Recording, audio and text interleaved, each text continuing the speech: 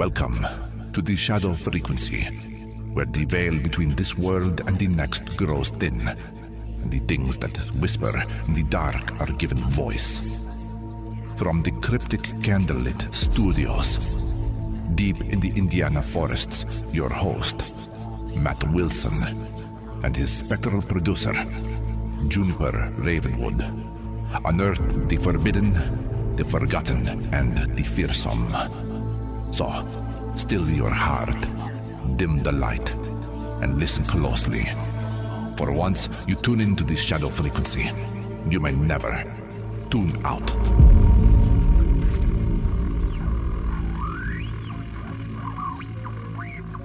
Good evening and welcome back to the Shadow Frequency. I am Juniper Ravenwood, and tonight the lights feel a little lower than usual.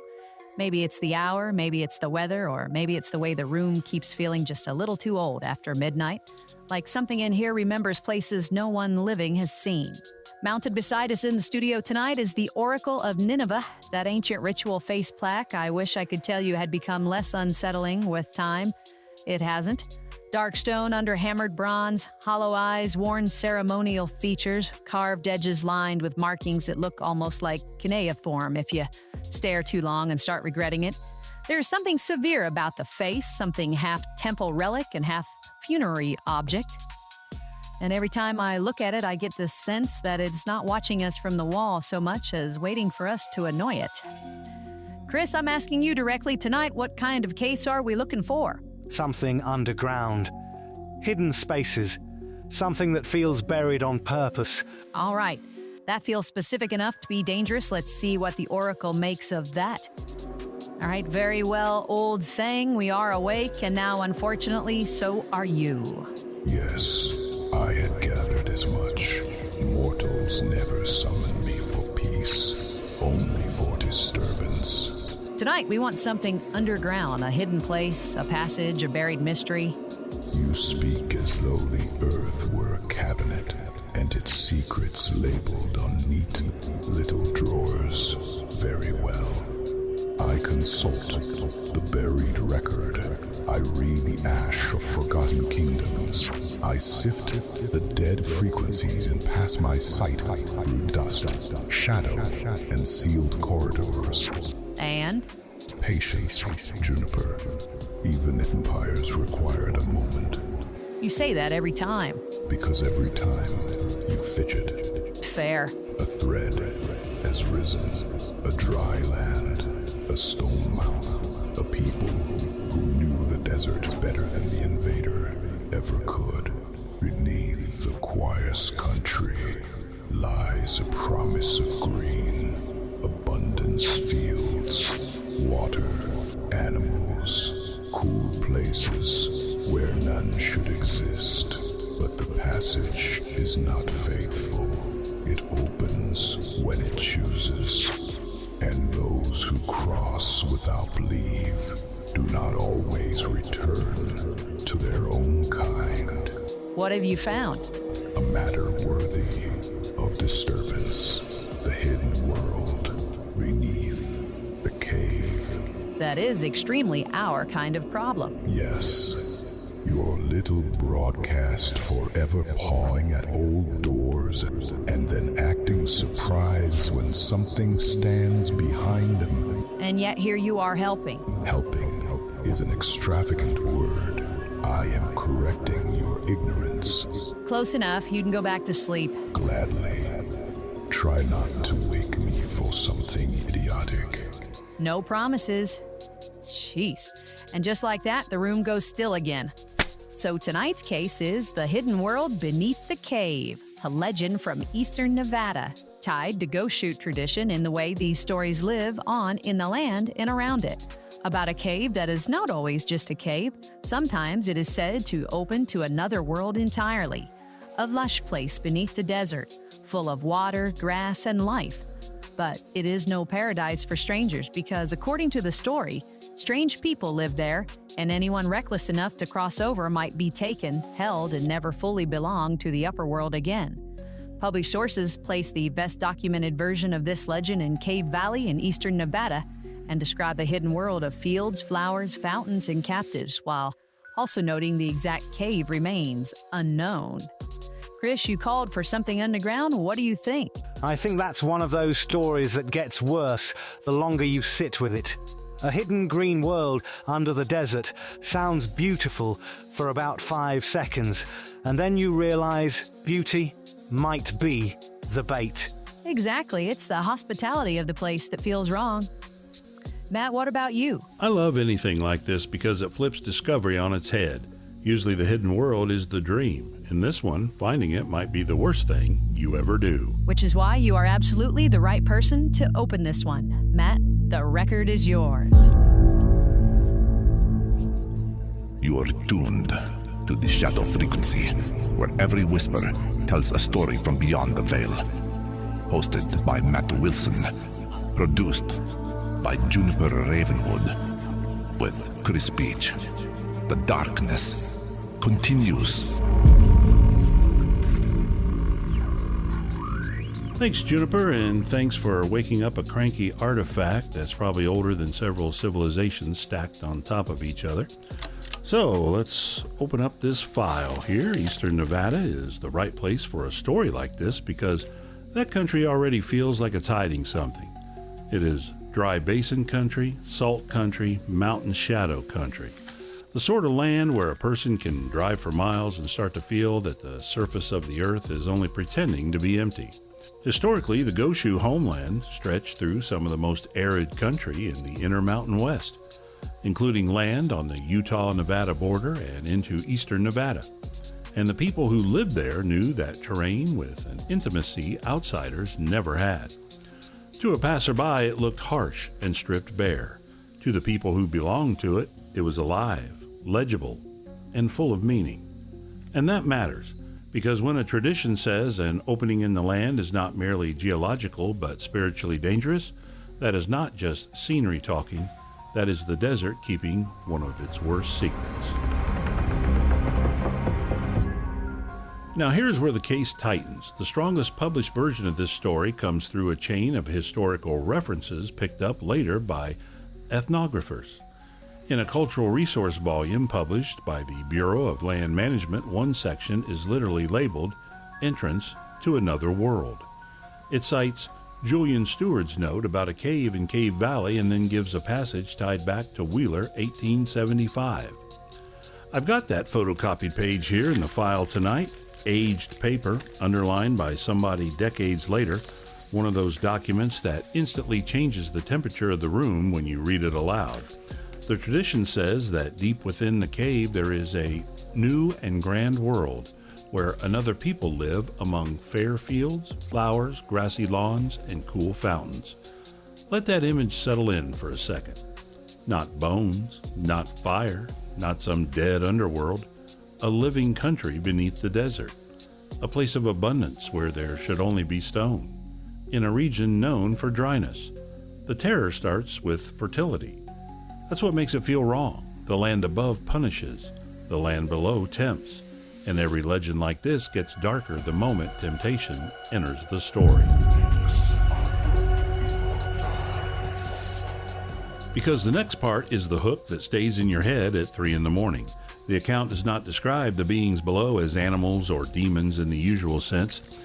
It describes them as a people, a race living in that hidden country, powerful enough to take intruders and keep them.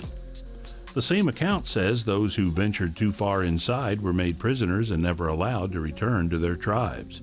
6 by one memory. In another detail, 2 women were said to have gone in, disappeared for years, and then returned dressed in fine buckskin marked with the signs of the people who held them.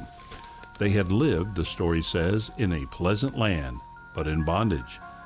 That is the part I can't shake. Not just captivity. Captivity in a place that is beautiful. Captivity in a place that seems almost merciful until you realize it has claimed you. It is such an old and specific fear that the earth is inhabited, that paradise is occupied, and that if you enter the wrong opening, you will not die there, you will belong there. And that sense of belonging to the land in a way outsiders don't understand shows up all across the broader Numic world. In one ethnographic study, tribal representatives described stone places and constricted passages as spiritually charged, places where power, puha, concentrates. The report says narrow openings can carry both physical and spiritual meaning, and that rocks themselves are understood as alive and spiritually valuable. So when we hear about a cave that is not always open in the same way, a cave that sometimes behaves like stone and sometimes like a threshold, that idea does not land in a vacuum. It lands in a worldview where landscape is not dead matter. It is active. It remembers. It can warn. It can withhold. It can make the difference between a route and a boundary. And once you start looking at this Eastern Nevada legend through that lens, the cave becomes more than a hole in the ground. It becomes a place that decides whether you are merely visiting the dark or being invited through it. What also gives this story its staying power is that no one ever pins the place down cleanly. The BLM summary says the exact location is unknown, only that it was somewhere in Cave Valley. That uncertainty helps the legend breathe, because once a cave is mapped, fenced, photographed, and geotagged, it starts becoming a site. But an unnamed cave in an empty valley, that stays a possibility. That stays a mouth in the land that could still be waiting. And Eastern Nevada is full of country where that possibility thrives. Limestone ranges, remote basins, hidden openings, real caves, and miles of silence. There is even a modern site called Goshu Cave managed by BLM north of Ely, which proves how physically cave-rich that part of Nevada really is, though the published legend does not confirm that as the cave in the story. That gap between the real and the unlocated is where the atmosphere lives. You can stand in front of one dark opening and wonder whether the wrong story got attached to it, or whether the right one is still out there breathing cold air from below.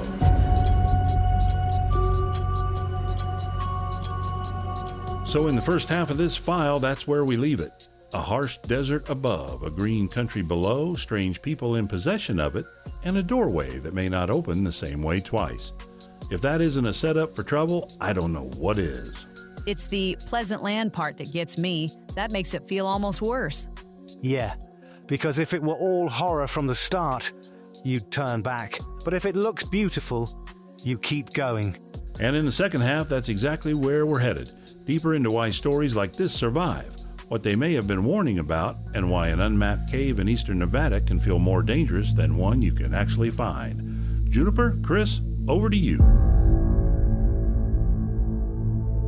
Beneath the hard desert earth, they said, there was another country waiting green, alive and beautiful enough to make a man forget he was walking into a trap.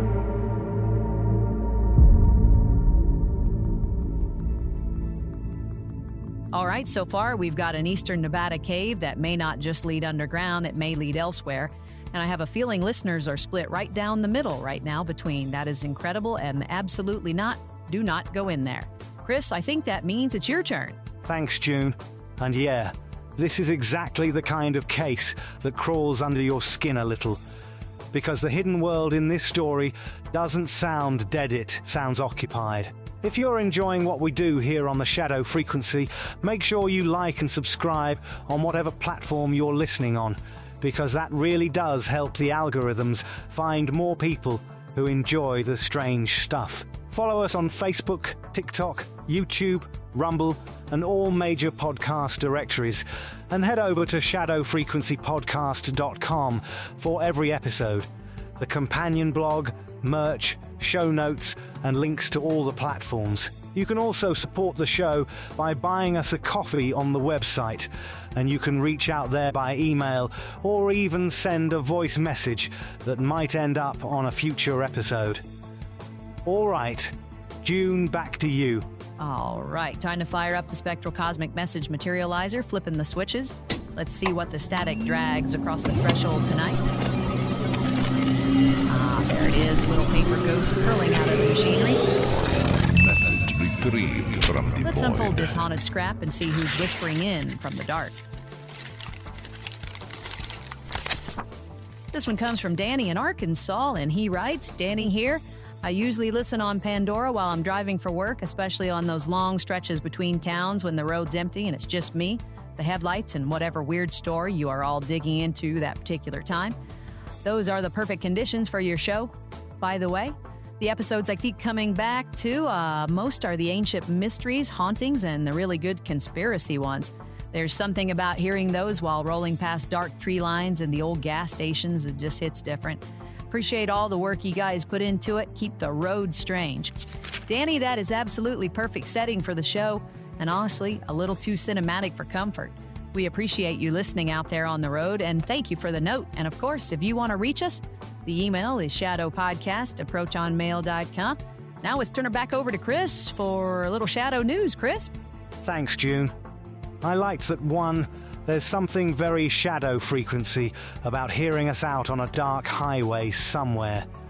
A fresh big cat mystery is making headlines in the Scottish Highlands after a local man reported seeing a large black feline, described as about puma size, crossing the road near an old filling station in Runtime on Spey. The sighting happened near Cairngorms National Park, where unusual cat reports have surfaced before.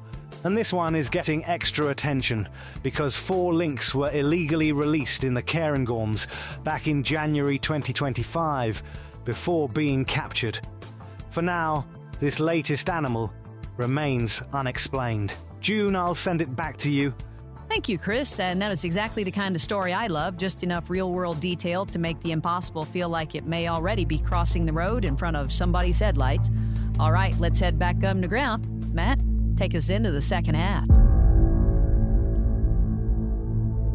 The cave did not always open, and that was perhaps the most merciful part of the story, because when it did, it was said to lead into a realm where strangers were not welcomed back.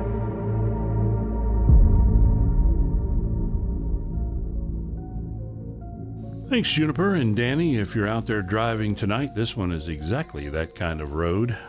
Chris, that Scotland story also fits more than it seems, because once a place develops a reputation for one strange thing, every shadow after that starts looking inhabited.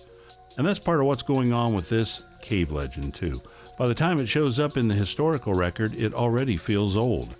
The file in front of me has another paper clip behind the Wheeler passage. It's a later summary from that BLM Cultural Resource volume, and it's almost blunt in the way it frames the story. Entrance to another world. It notes again that the cave is somewhere in Cave Valley, and that its exact location is unknown. That matters because it means we are not dealing with a modern tourist invention bolted onto a famous site. We are dealing with a remembered opening in a remembered landscape, one that stayed imprecise enough to remain dangerous in the imagination. That's the sort of legend that does not fade. It drifts. It relocates itself in every dark opening nearby. It becomes a map of fear laid over the ground, and once that happens, every cave mouth starts to look like a choice you only get to make once. Now, one rational read of the story, and I'm only giving you this one because it's worth chewing on, is that a legend like this could have worked as a warning. Remote cave systems are genuinely dangerous. People get lost. Air changes. Light fails. A person can go in farther than they meant to and never come out. In a region shaped by scarce water, hard travel, and real historic violence, a story about captives beneath the earth could also preserve memory in symbolic form. The disappearance of people, the fear of slave raids, the terror of crossing into territory controlled by others. But even saying that doesn't flatten the story for me. If anything, it makes it heavier, because then you're dealing with folklore that is doing two things at once: protecting people from physical danger and carrying the emotional memory of a world where vanishing into hostile hands was not abstract at all. In that light, the hidden people in the cave do not become less frightening. They become the shape fear took when it needed to live in the land itself. And once fear becomes geography, it is very hard to bury again.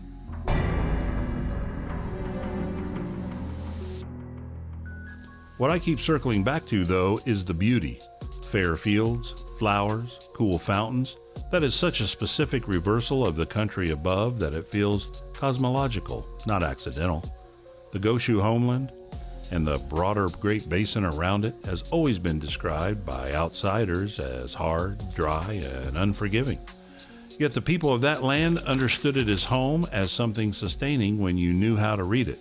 So the hidden world in the story may be doing something more than just offering a fantasy of abundance. It may be presenting a deeper, older layer of reality, a beneath place where the deprivation of the visible desert no longer applies. And if that is what the legend is hinting at, then the cave is not simply a tunnel. It is a dividing line between the ordinary rules of survival and another order entirely. That fits with regional indigenous understandings of charged places too. In ethnographic work, narrow gaps, rock formations, and spiritually potent openings are described as places where power gathers. Not every opening is a threshold, but the wrong one might be. And if there is such a thing as a spiritually selective doorway, then the most unnerving part is this: it does not open because you found it. It opens because it allows you to. There's also the unsettling question of return.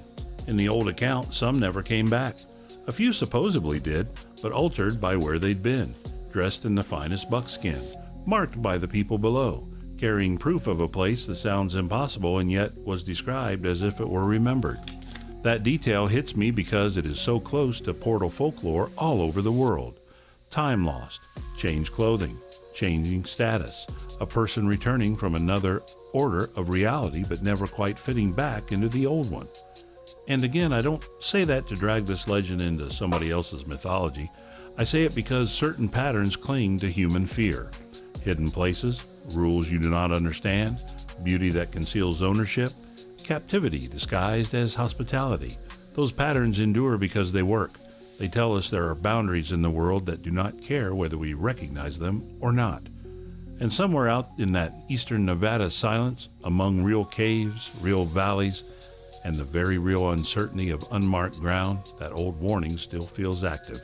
Not because we can prove the lower world is there, but because the land still feels capable of keeping it. So that's where I land tonight. Maybe the story was never meant as a literal guide to an entrance. Maybe it was a spiritual boundary marker. Maybe it was a warning wrapped around real danger. Or maybe, just maybe, it survives because somewhere in Cave Valley or somewhere beyond the cave that got the blame, people encountered an opening that did not feel empty. A place where cold air came out carrying the suggestion of distance instead of depth. A place where the dark seemed less like absence and more like occupation. And if that's true, then the worst mistake would not be laughing at the legend. The worst mistake would be finding the right cave on the wrong night, standing at the threshold, seeing green where there should be only black, and realizing too late that something below has already decided you were expected. That's the part that gets me. Expected. I don't like any story where the place seems aware before the person is. And now I'm never looking at a cave entrance the same way again. So, thanks for that. That's all any good file can ask for. Some stories end with answers. This one ends with the line in the desert, a dark opening in the stone, and the possibility that beneath one of the driest places in the American West, something green is waiting. Juniper, back over to you. In the silence beyond the stone, something watched from that hidden world below, and for those who crossed the threshold, uninvited, the old stories promised not wonder, but captivity.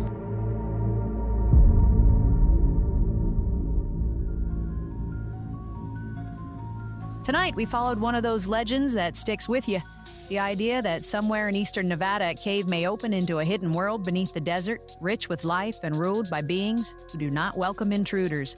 Whether it was a warning, a spiritual teaching, a memory folded in the folklore, or something stranger, it's exactly the kind of story that reminds us the land has always held meanings deeper than maps. Thanks for joining us tonight on Shadow Frequency. You can reach us at shadowpodcast@protonmail.com. And don't forget our website, shadowfrequencypodcast.com. There's episodes, merchandise, the companion blog, show notes, and links to all the platforms. And of course, come back next time for another strange case pulled out of the dark. You guys want to say goodnight? Thanks for spending part of your night with us, and wherever you're listening from, keep your eyes open around the edges of the world. Sometimes the strangest doors are the ones that don't look like doors at all. Appreciate you being here with us tonight. Take care of yourselves, and maybe give any lonely cave entrance a little more respect than you used to. From all of us here at the Shadow Frequency, good night. Keep the lights low, keep your signal clear, and if the desert ever offers you a path into something greener than it should be, go and assume it opened for your sake. This episode was conjured with a solemn vow to explore the unexplained while remaining bound to the truths that have been unearthed. All interpretations are speculative and offered only for your enlightenment and your entertainment.